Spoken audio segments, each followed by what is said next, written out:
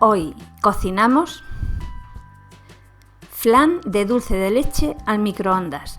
Los ingredientes que vamos a utilizar son leche, huevos, dulce de leche, azúcar y esencia de vainilla. Todos los ingredientes completos como siempre al final del vídeo. Primero vamos a hacer el caramelo poniendo el azúcar y el agua al fuego hasta que se derrita todo y quede un caramelo doradito. Lo echamos en el molde y lo reservamos.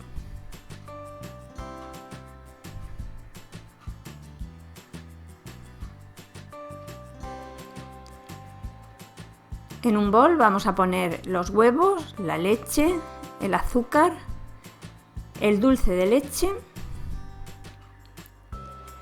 y la esencia de vainilla.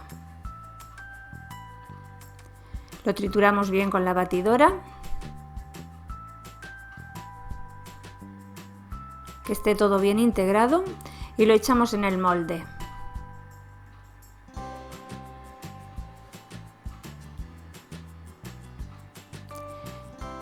Lo metemos en el microondas a 800 vatios, unos 6 minutos más o menos. Si vuestro microondas tiene mayor potencia o menor potencia, tendréis que ajustar más o menos tiempo dependiendo de ella.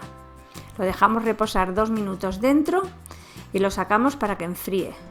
Lo podemos pinchar con un palillo para ver si está hecho y si necesita más tiempo, pues le damos unos minutos más.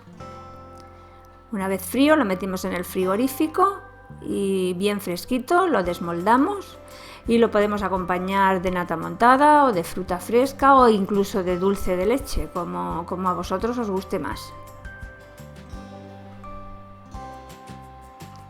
Es un postre que se hace muy rápidamente y es muy facilito y queda perfecto y buenísimo.